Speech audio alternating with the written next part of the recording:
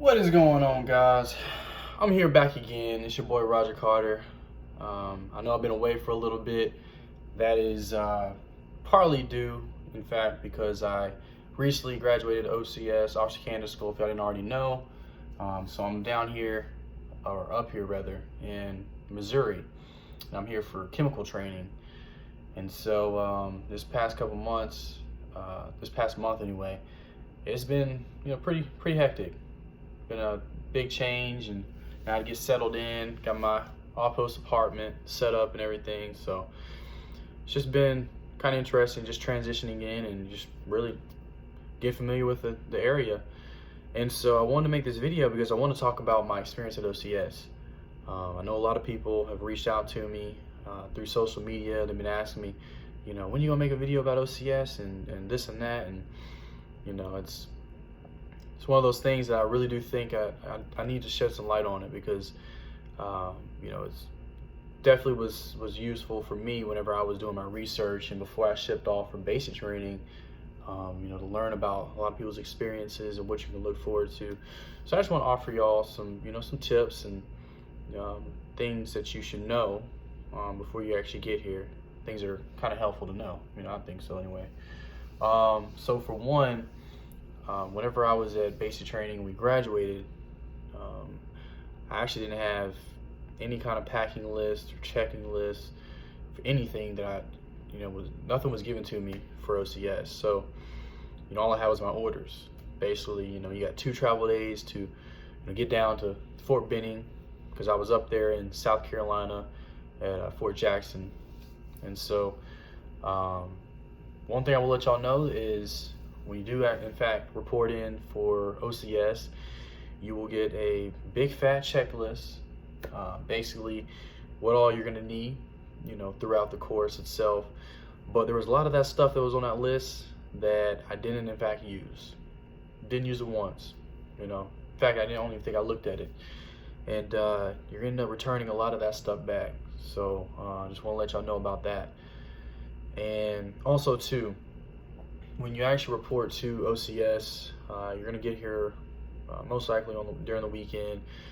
But that Monday will be the start of the official first day of OCS, and you're going to be administered your first initial APFT. And this is big.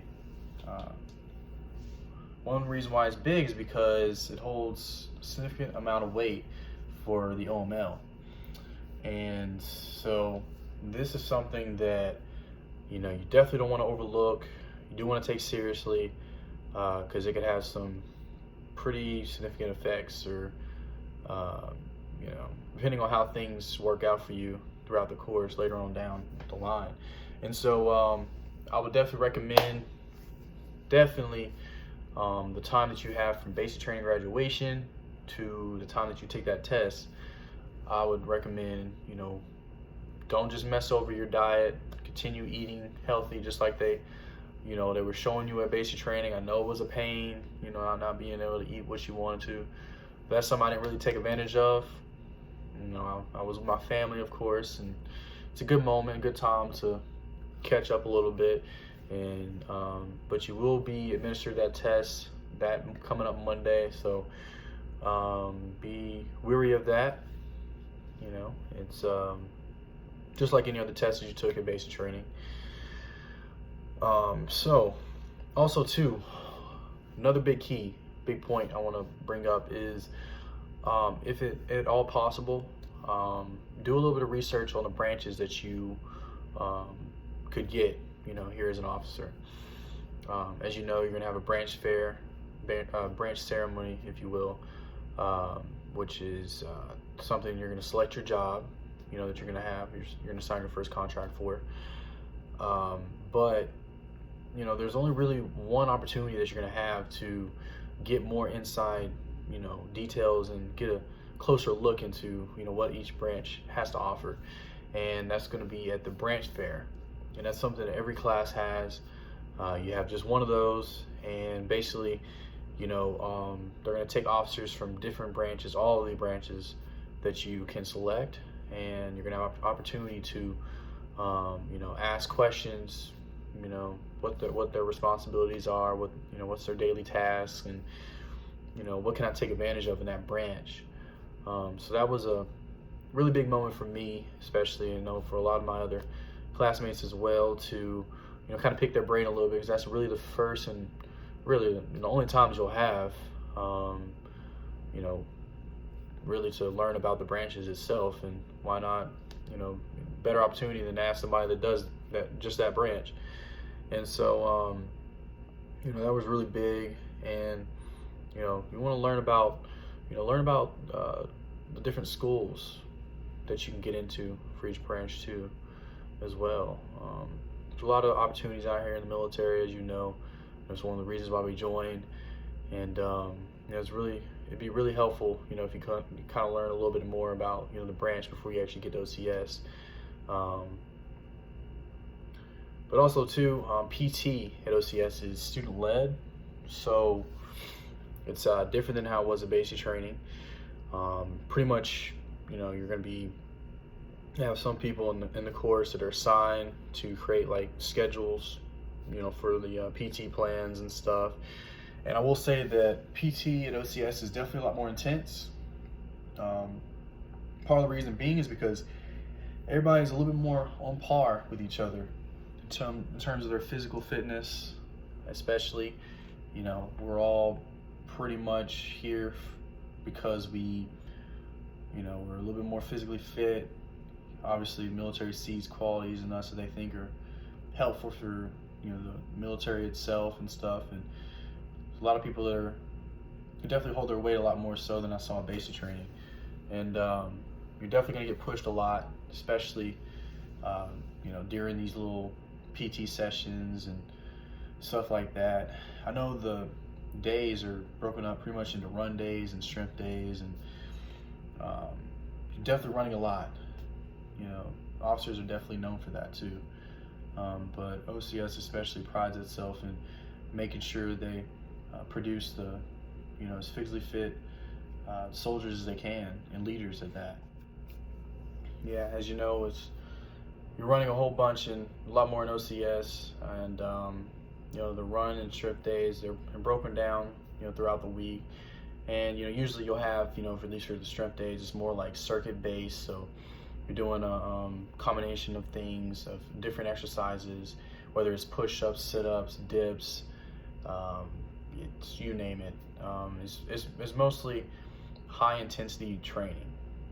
Different activities that kind of get your heartbeat racing, and there's also has a lot of fast movements and paces where you're going back and forth and doing the exercises over again. So that was wasn't bad. That was one of the good things about OCS is definitely get pushed, not just physically though. You get pushed mentally and pretty much in all aspects. It's definitely a competitive environment. But while you're here, you're also going to learn about the branch allocations, the different slots, and the number of slots that you have available for each branch.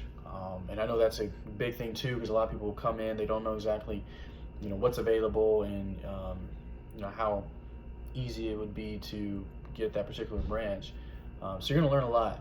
You're going to learn a lot quick, and it's going to be real fast paced, and it's that type of environment where you're learning on the go. There's going to be a lot of things that you're going to learn every single day, and you just got to stick with it. Keep leaning on your battle buddies and pushing through together, and that's really what it's all about. Yeah, the branching here, it's depending on which branches you try to go for. I know a lot of people, and I know it's pretty much uniform throughout. There's a lot of branches that a lot of people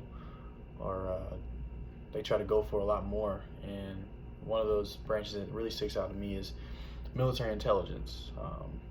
It's something that it seems like everybody in my class wanted. Of course, you got signal, engineering, finance, AG, which is pretty much human resources, and of course chemical as well.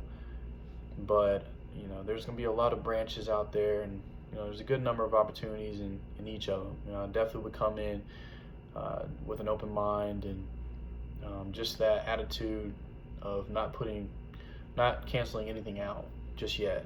Learn about everything, give everything at least your attention starting out, and then as you go along, you'll be able to cancel out what you think would be more so something that you think you would enjoy later on down the line.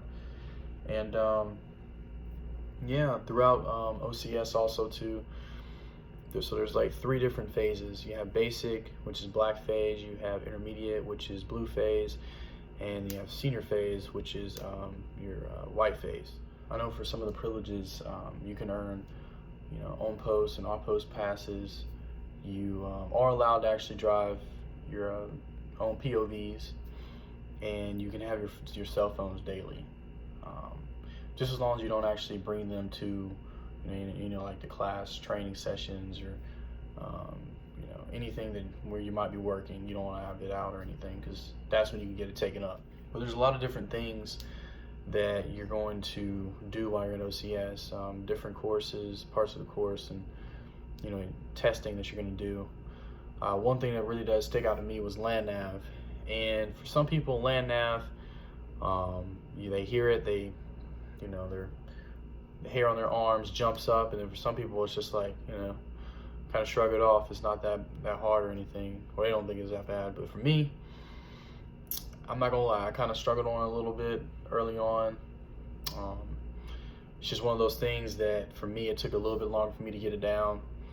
And one thing that I will say for future OCs, definitely take advantage of getting with your battle buddies, asking them for advice, kind of picking their brain, and don't be afraid to reach out, man, because OCS is one of those environments where you have to lean on your battle buddies. You have to ask for help. If you have questions, ask the questions. Don't be ashamed, because this is your grade, this is your life, that you're going through the OCS, with. So, I was able to get reach out, ask a couple battle buddies, and we practice, the different techniques, and I spend a little bit extra time, with them and stuff. So I ended up getting it down. It's one of those things that, I knew coming into it, I was already a little bit nervous about, but a lot of it is all mental. Mentally, you gotta be confident in yourself. Land nav is, I would say honestly 9% confidence, and the rest is just getting down, the techniques and the different skills that you need. And also too, another big thing was the stick lanes, which was where you're exercising in squad fire team wedge elements, and you're working as a squad leader. You get 2 looks at that, and you get 2 looks as a team leader as well.